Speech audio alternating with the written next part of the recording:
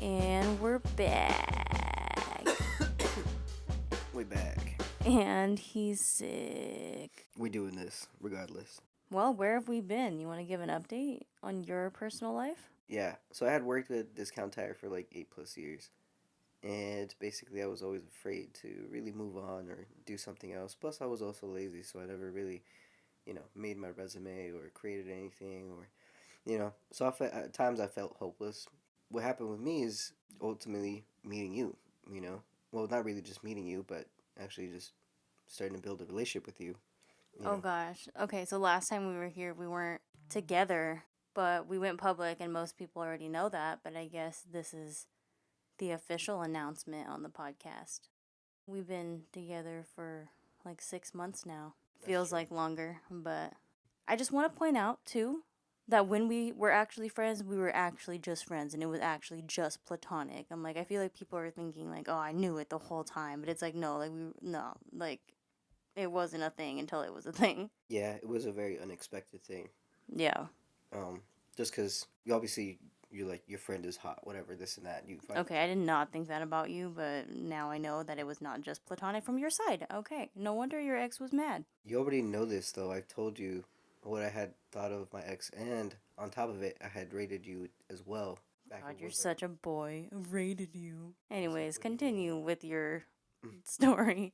I said we had built a relationship Mm-hmm. further than what we already had, and so it made it possible for me to have someone to lean on and to find comfort in with those scary times that happened. On top of it, you not only made me look good on paper, but you made me a better person, you know? Aw. So I started really believing in myself and thinking that, oh man, I can actually do it, even though it was like the biggest thing that probably happened to me since 8 years almost. And that was finally switching to a different job. It might not seem like much because maybe some people are just so like back and forth on jobs or can find jobs really easy or can move on from other people fairly quickly, whatever, right? But it was just, again, it was just so impactful because it was like leaving 8+ years of experience for something that I have no idea if it's going to work out. I've been working there for about maybe 4+ months now. It's really turned my, whole perspective and life around too. So I'm a youth advocate now. I work at NAIA, so it's Native American Youth Association. We basically just want to be like the role models for kids and help their situation at school, their situation at home, things like that. One kid I'm actually helping with literature. It's amazing to see and feel as well, like the reward for just doing that. But it's definitely stressful too because it's more free. My very like first job, obviously Discount Tire. That job, it was just like you had to be there physically. You had to do things there, and this job is so like you have to work around your own schedule and build it. And it's like that's the scariest part because Like you have a lot of freedom to be your own boss, pretty much. if I don't have someone telling me what to do, then who knows if I'm even gonna do any of the work. Or if you're doing it right or something. Yeah, that too. That's also a big factor to it because I've always been scared to teach too. Never wanted to have someone else's like responsibility because if I'm a parent or whatever, I want to teach him my morals. I want to teach him my lessons. I want to teach him things like that. I never wanted to be that person that steps in and be like, oh, blah blah. But you don't have to be to that extent. Is what I started learning. So I don't know. To everyone's their own person, and they'll either understand you and probably imitate you, or they'll just resent you and just be like, nah, I don't want to do that. So I mean, they're kids, and yeah. depending on the age group, too, of course, they're not going to want to listen to an adult. When they get older, they might appreciate it, or they might look back and remember who you were and what you did for them. And I used to wake up every day just tired, just completely exhausted, just physically drained, just mentally also drained too, because it's, like there's much more physically straining stuff too, like when it comes to actually doing the work. Not only that, but you have to also maintain this morale. You have to have such a very good attitude. And so most of my attitude when it came to, like being positive, being this and that, it got drained and rinsed out of me because of the work itself. I had to maintain such a positive and go lucky attitude because if I didn't, then people like who I mentored wouldn't be there. I don't know. It was very stressful. And then with this job, I've never had such freedom. Yeah, I feel like I'm basically back to, being a kid where you're at home and all you have to do is just homework. My stress level, my self image, my overall well being, I'm finally able to just appreciate it and catch up and think about things and not just be racing and just trying to like fit in stuff around the clock because I never had time for anything. So now you feel Crazy. like you have time to like be in your own head and work on yourself type of thing? So I still feel like I need to continue to work on myself regardless. But Of yeah, course. that's Everyone does, yeah. yeah. No, I've had the opportunity to really like grow and think over things and really process things and not just kind of like skim through it and hopefully it will not affect me later on, because I feel like that was one thing that I really struggled on is that I really had so much stress and so much things that I didn't process, and every single time I would just blow up at points. When you were working at Discount, it's like, the whole drinking and DUI thing and not knowing how to regulate your emotions and just getting mad at things and not really processing how you feel until you were intoxicated, Seeing this, like no offense, but like miserable person who wasn't very compassionate towards other people and kind of selfish and, anger issues and whatnot. Seeing that person go to a different job and now processing emotions really well and talking about feelings and showing emotions and vulnerability. And I don't know if that's just because, we're in a relationship now, but hearing how you were in your past relationships, all of them, how you weren't like that at all. So I don't want to say it's because we're in a relationship. I think it's just really your mindset working at a new place and being able to be in your own head and talk about things and, like Mm. you've come very far and it's almost like you're a completely different person. I'm the same person, but a different person at the same time. You're a better version of you. Yeah. Woohoo! We're all proud. Yeah. Speaking of the DUI thing, so I will say he is no longer sober. I'm like, he dabbled again, but it is way more controlled. In the beginning, we kind of knew that he would have a moment of like true relapse. I think it's actually kind of a funny story because his emotions at this point were a lot better, but they still weren't like fully regulated like they are now. I think you were still working at Discount though, but we were together, right? We were. Yeah.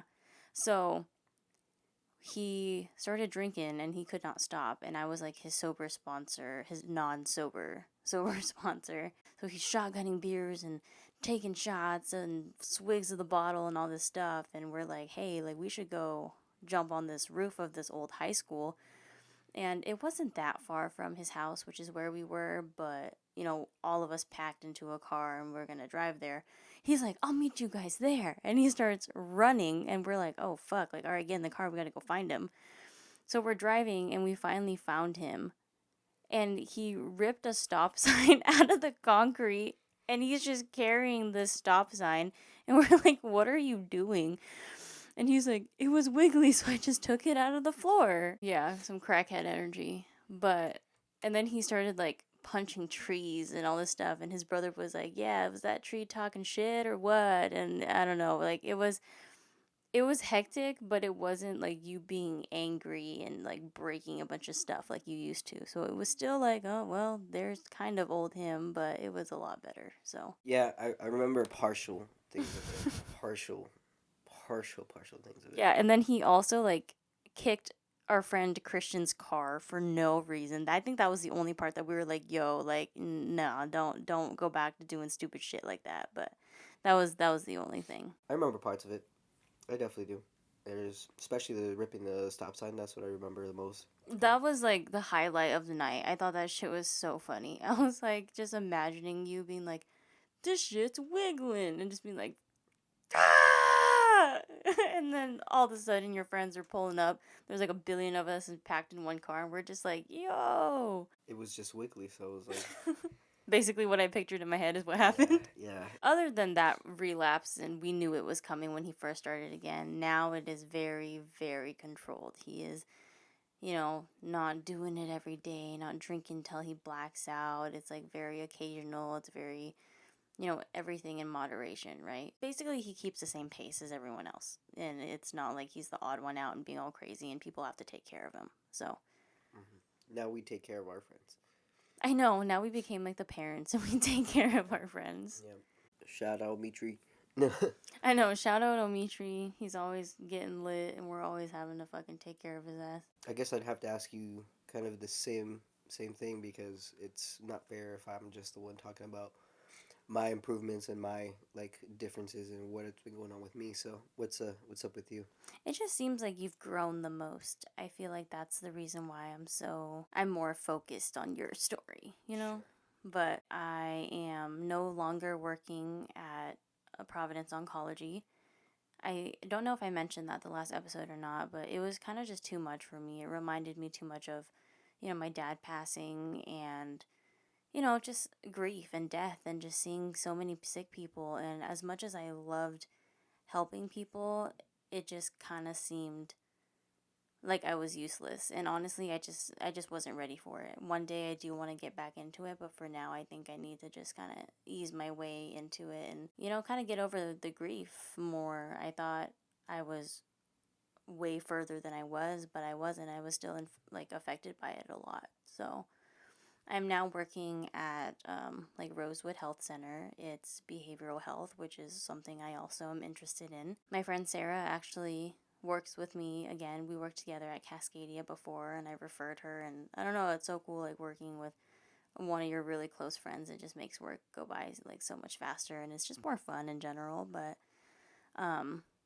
like speaking of one of my really close friends, obviously Kaylee isn't here, and we'll explain that a little more in a second. But we no longer live together. I moved back in with my mom. She's back with her parents as well. Then I actually got really sick and we couldn't figure out what was wrong with me for a really long time. It was like hospital visit after hospital visits and seeing specialists and seeing all this. And every single doctor was like, you have this. Actually, I don't know what it is. Or I think this is what's going on. And it was just never a direct answer. So I was Take just. Tylenol. Yeah, it was, did you try taking Tylenol and ibuprofen? Every doctor said that. And I'm just like, dude, I don't think you understand how much fucking pain I'm in? But we actually recently found out what was wrong with me. Like after months and months, we finally figured out. So it started off with just abdominal pain, and we couldn't figure out what was wrong with that. And now we found out that my uterus is actually filled with like blood and unknown fluids and that type of thing. And it's been filling up for years apparently, and because it's growing and is getting so big, it is pushing on everything that's in my stomach. It's pushing on the intestines. It's pushing on, it's like a balloon. It's just completely inflating and it hurts everything because there's no room in there for other things to breathe. So, yeah, that's been really stressful, and I am seeing a specialist for that soon. And, we'll talk surgery options and procedure options, and hopefully we can find a fix to it and I can be all better and live my life as normal again, because I am on a work leave of absence right now. So, in the process of that hurting, my back started to be in a lot of pain. And I've always had back issues just because of cheer when I was younger, but it's gotten really, really bad. And now I see physical therapy and a chiropractor, and I'm doing massage therapy and acupuncture and, trigger point injections and all of this stuff. And I'm going to do like laser treatment soon, and we did all this stuff for my back. So basically there is a curve in my back, but it's not like scoliosis. It's like the spacing between my bones on my lower back are uneven. My hips are apparently uneven too. One is higher than the other, so one side gets a lot more impact than the other. People's neck bones are supposed to be slightly curved because it's resistance gives it that bounce, kind of like a trampoline. I was born with a completely straight neck bone for some reason, so that's why I get a lot of headaches, and that's why my back can't stand a lot of pressure. And yeah, so that's all that's going on with me. It's been hell. My back is progressing a lot, but I haven't seen the specialist for my abdomen yet. I definitely shut down a lot and got into a really, really bad place mentally. It was very weird to go from a person that was just so down to do anything to a person where it was just like, I can't do that, or I don't want to do that because of where I'm at right now. And not just even physically, but it was also mentally because it took such a toll. You know, you it was very much like a spiral just downward. I don't know. I felt like a lot of it was mainly a test. I just feel like this kind of solidified a lot of it. I don't know. I feel like a lot of people would just be opportunistic and just be like, all right, well, this is kind of your situation, your problem. I might just not, you know, I Well, see, and that's another thing too. You used to be that kind of person. yeah, And because of where you are mentally now, you were able to handle and be very compassionate and be there for me during, all this sickness stuff. yeah, I feel like old you would be like, not my problem. Or just kind of like you cared, but you didn't care, Like you didn't care that much. yeah. I cared only when it really had to do with me. Yeah, yep. You know. And I'm glad to see the fact that you can admit that is a crazy thing, too, Like you've come Mm. so far. Not that I didn't have emotions, but it was very hard for me to show the emotions and, like you said, care. I don't know. Like I feel like finally finding someone that can really not just exemplify it, but also give me that reassurance and give me that love and give me that Hmm. same energy. I can really just come out of my shell and do that same thing. I don't know. Like I said, it was very tough to go from a person who almost seemed manic at times to a person who didn't want to do anything, Did couldn't you do just say I anything. was manic most of the time? No, it's just a way to describe you. Okay. You know, because if you Okay. even think about it, it's like you really were at some points just like almost like this Energizer bunny. Maybe that's why we got along so well as friends because I've heard people call you that before. Yeah. This Energizer bunny where it's like can't sit still, down for anything, just like let's Hmm. do it, let's go, like never says no. Yeah. But yeah, I can see that, and like you said, like my physical health took a huge toll on me mentally. Like I remember so many times I was like, like I almost want to just die and not be here anymore because it hurts so bad, or like I hate where I'm at physically and I just want to turn it off. And I went to some really, really dark places because of it, and it was mainly because we didn't have any answers. Like, we didn't have any answers as to what this was until recently. And even though, like, my back's getting better, the biggest issue is, like, the abdomen pain and the uterus flooding and, inflating and crushing everything in my body. Like, this is kind of dark too, but there was a night where it actually got really, really bad, and my mental was just completely shot, and, like, I ran out of the house completely barefoot, like not really that dressed, and tried to run into traffic because of my mental health getting so, so bad. But I don't know, luckily you were there to stop me, Like I don't think that I would be here right now if you didn't chase after me because I just wanted it off so bad. But then look, shortly after that happening, we got answers, So obviously I'm glad that it didn't happen. A couple months might be doable for a person mentally, but almost like it was like 4 months until we really found anything.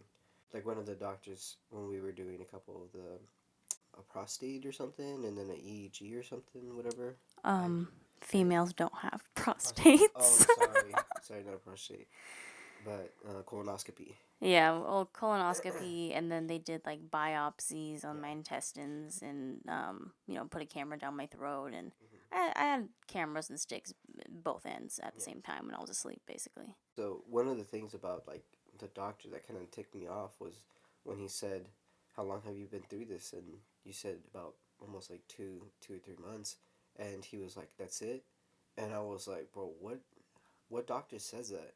That's it. This person is Yeah, insane." I remember him being like, "Well, we usually don't find anything until like the 6 month mark."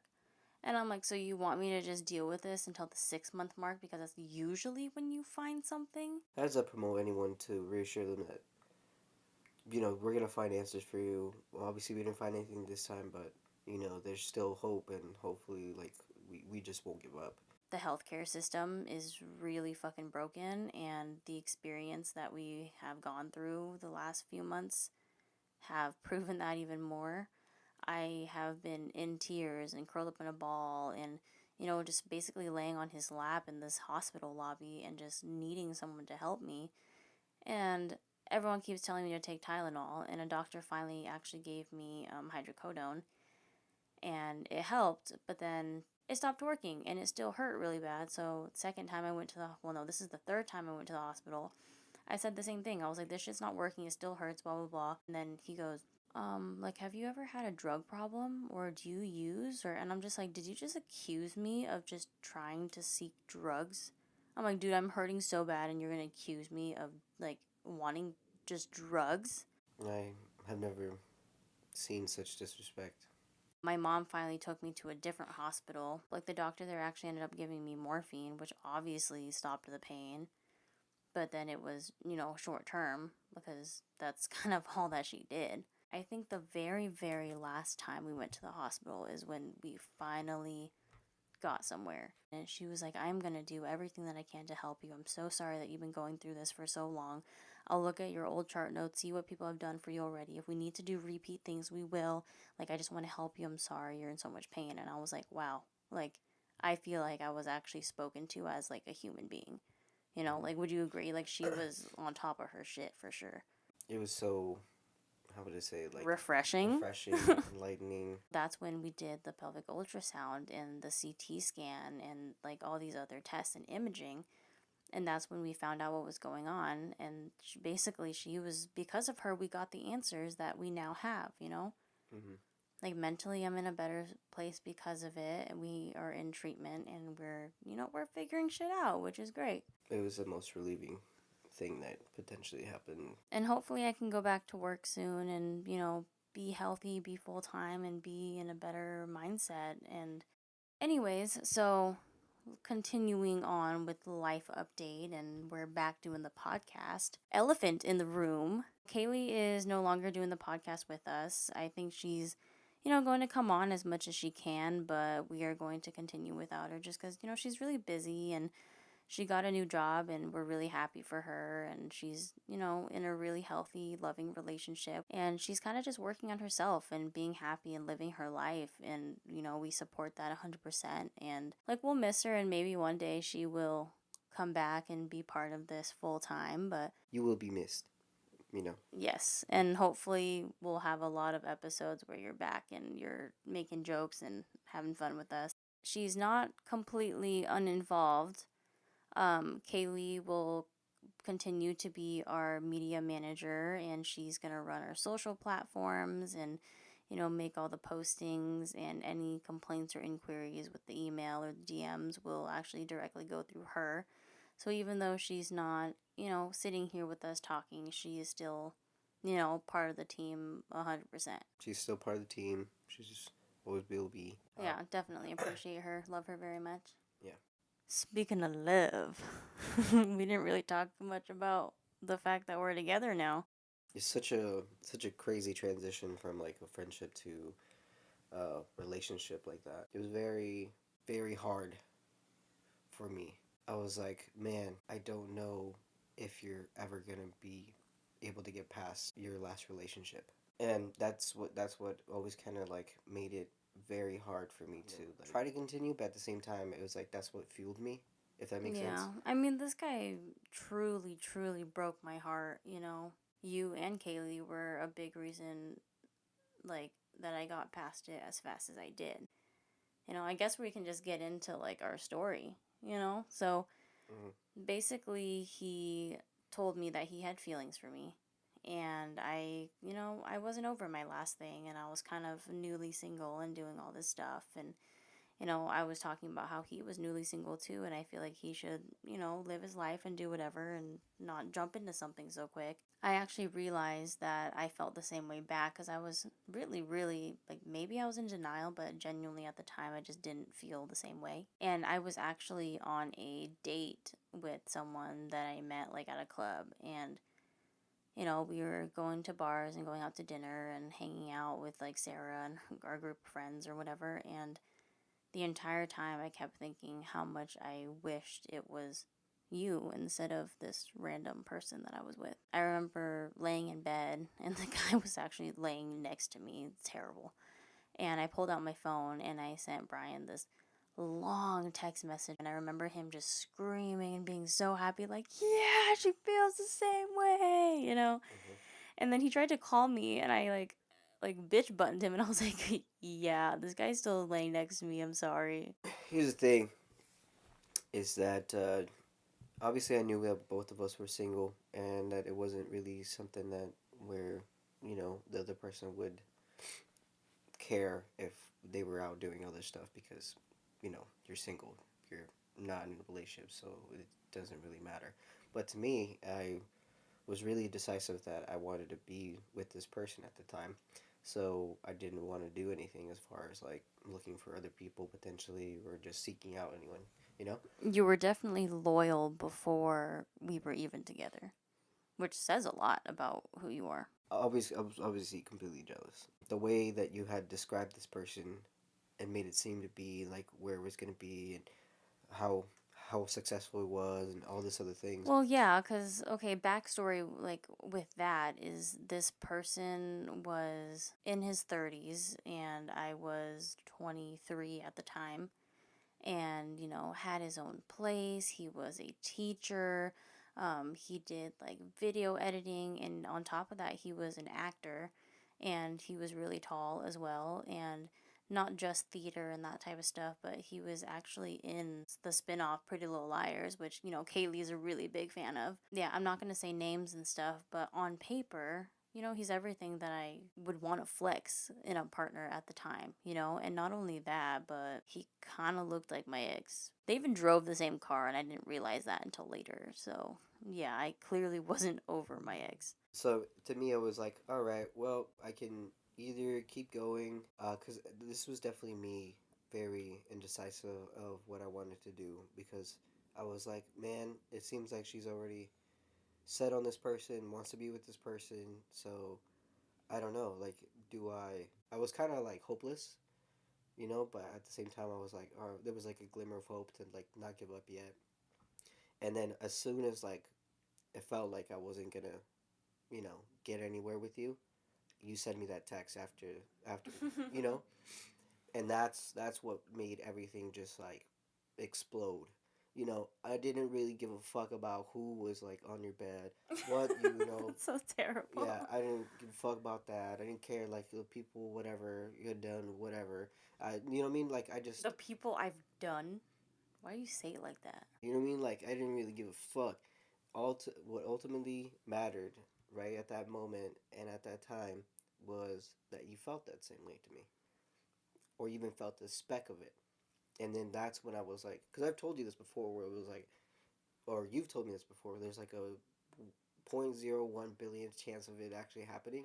I did say that to you. Gosh, I'm so mean. I said it's like a point 0.1 in a billion chance that I would ever date you. And you were like, so you're saying there's a chance? Yeah, yeah, you know. You were like, I like challenges. And I'm like, Mm-hmm. yeah. And you stuck with it and you won my heart. And look what happened.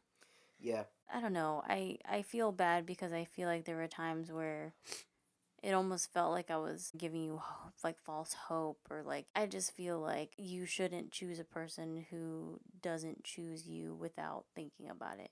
So our situation was very complicated. Like, you had to fight for me in order for me to give you a chance, and then it really shows, like, it's not about looks, and it's not about like what you look like on paper and how successful you are. It genuinely is the bond that you have with someone, and the fact that we were such close friends first, like, it's like literally falling in love with your best friend, like knowing so much about each other already, and then still learning so much about them in a romantic way. Like, I'm still learning about you every single day, and it's crazy that I don't know everything yet.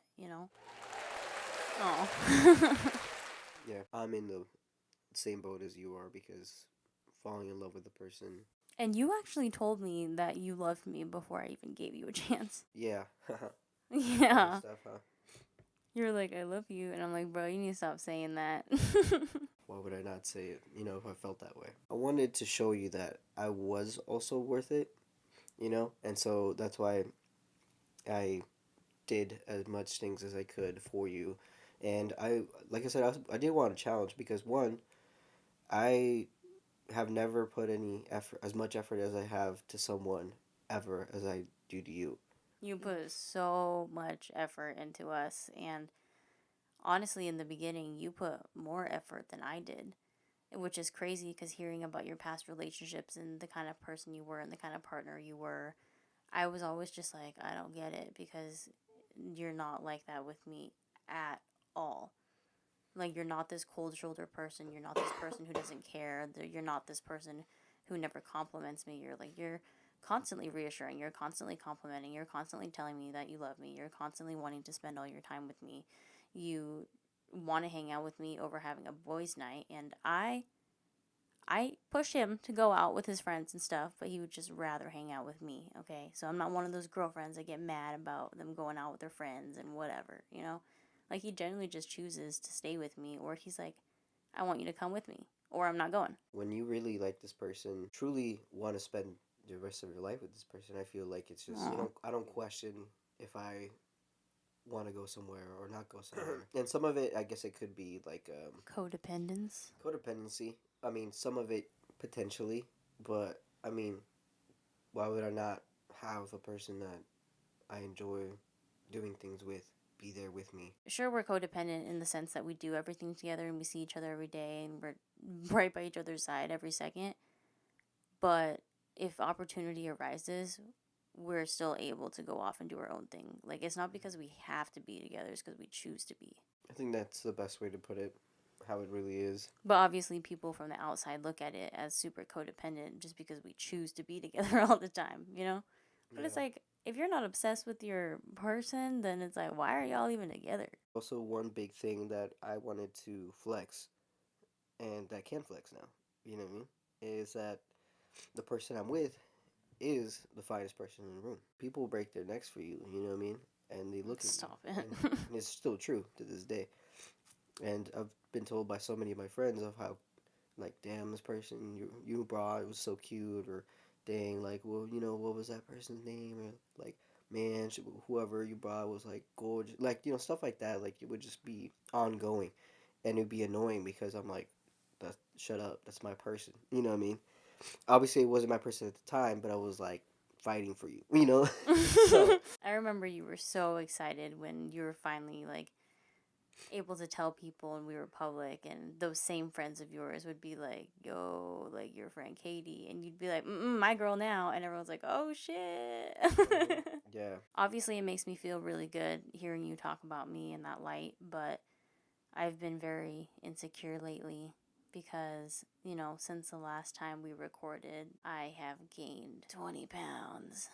And yes, I'm still small. Yes, I'm not obese. Yes, I understand that. But it's like I feel unhealthy and I don't look how I normally do. And I don't know if a lot of people really know this about me, but I was pretty big at one point in my life. And, I felt like shit. So I did something about it and I dropped like 40, 50 pounds or something like that. I got down to like 117 and I felt so good about myself. So now that I've gained it back and I'm at like 140, it's like taking a step back. So it's like, yes, I'm not completely huge, but like that's a good amount, like 20 pounds. Relationships do that to you, but I am gonna start trying to eat healthier and calorie count and portion myself and try to get back to the person I was. And A lot of it really stemmed from, your health. And I can't, you know, I understand. It stemmed from your health and stemmed from your mentality.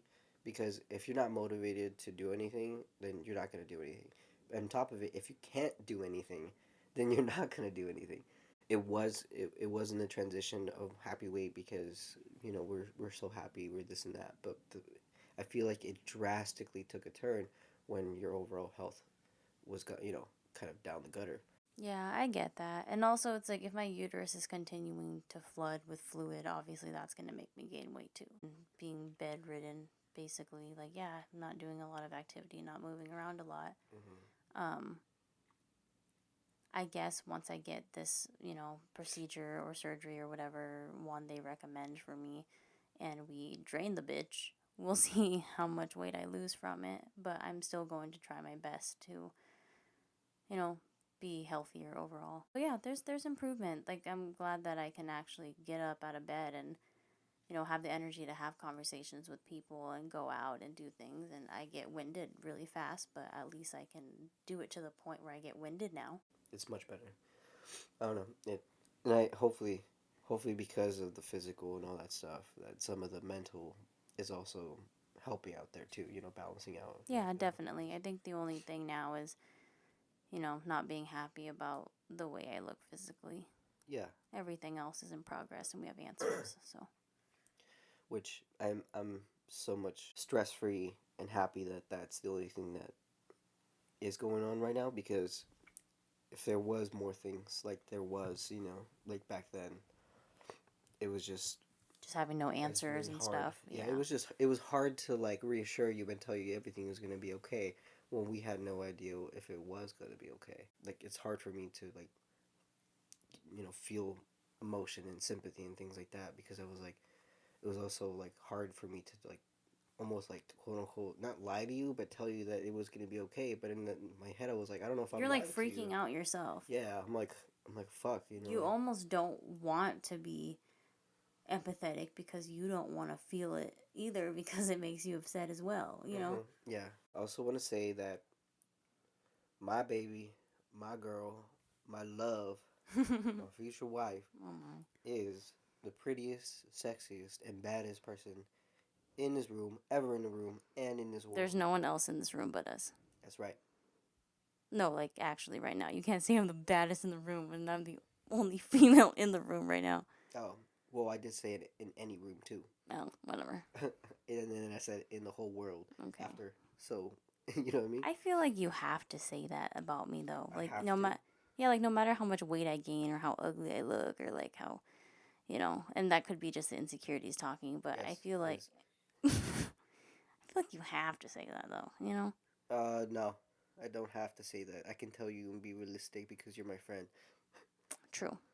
Yeah. I've told you in front of you like what the rating you are and what the rating of my ex was in front of you. Like Which I found so fucked up back then. I was like, you cannot say that. I was like, that's so fucked up. Like, no wonder she was always so mad at you for like hanging out with me because you were like doing all the sus shit that I didn't know about. Anyways. Doing all the sus shit. I guess while we're on the topic of our relationship, we can let's wrap it up by talking about our future plans. Like, let's lighten it up and get it a little more happy. All right. Future plans is we're moving out. Yes. Next month, I think we are going to have our own place, our own apartment, and, it's a big step for us or whatever. And, the deal breaker for him and his ex, a lot of it was the fact that she didn't want kids and he did. And so, I don't know, even though it's early and we're talking about our future, this works out. Kids will be in our future. We want kids. We do, but not right now. I do. Yeah, he does, but relax, slow down. It's because of your uterus. It's not because of my uterus. It's because let's plan it out better and fix my health and buy a house and settle down and travel and stuff first. Like, let's just get it all out first. Okay. I'll just blame it on your uterus. Okay, that's fine. Much easier. Okay, whatever. Anyways, the next time we record, I think we're going to have a very, very, very special guest. I'm not going to say who it is. They know who it is, and I'm really excited about it. So, and then shortly after that, hopefully Kaylee can join in on episodes, and, like, she won't be here every single time, but she'll be here a good amount of the time, we hope. Yeah, we hope. And not just guest, but guests. Yes, my bad. You know what I mean? Yeah, we're going to have as much people on this shit as we possibly can, especially with the absence of a third. For real. Our people, our Kayleys. We can only be... Wait, what was I trying to say? Hold on. Blanked out. Two minds are only better as one. What? Think about that. I don't think that made sense at all. It didn't make sense. Because we need Kaylee. Okay, there you go. We need Kaylee. I know. I need my other brain cell. I'm like, what's going on? For real. It's okay. My other brain cell will be here sometimes. Yeah. And she's the one running the shit, so behind the scenes. That's right.